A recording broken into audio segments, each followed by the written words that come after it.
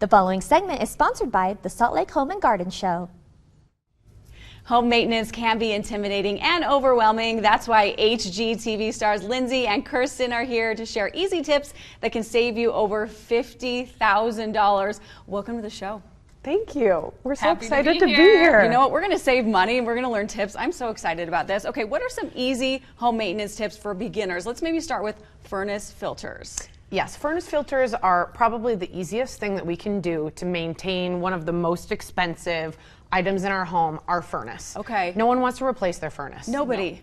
No. And so knowing when to replace your filter is key. Okay. And every furnace, there are different size filters. So for the 1-inch filter, that needs to be replaced more often. Okay. You know, every 1 to 2 months. For a 3-inch filter, it's quarterly.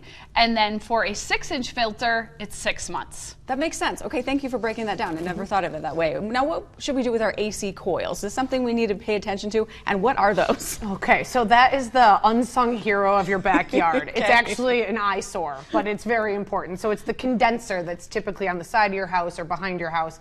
You want to take a garden hose at every spring and every fall, and you want to just rinse it down. Oh. So you just want to keep those coils very clear of debris, much like you have to change your furnace filter so the air flows through your furnace. You want the air to flow through your condenser. Okay. If it gets clogged, the air can't flow through and your AC will stop working. Okay, thank you for that. That's something probably people don't think of. Okay, when should we turn off our outdoor water?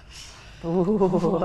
You know, This is very important. You can This tell. is Oh, this so one hits home. Kirsten and I respond to home disasters every day. Oh, gosh. And this is a big one because if we don't turn the water off to our outdoor spigot when it starts to get cold, you know, really that sweet spot between the fall and winter, Yep. it can freeze and cause major water damage to your home. And that's what we want to try to prevent. So you need to find the water shutoff, usually in a basement or, you know, in a utility space. Okay. Turn off that water and then turn off the spigot, let the water run out in the fall so there's no water in that line. Ah, thank you for that tip. That's a good one. Okay, how often should we clean out our gutters?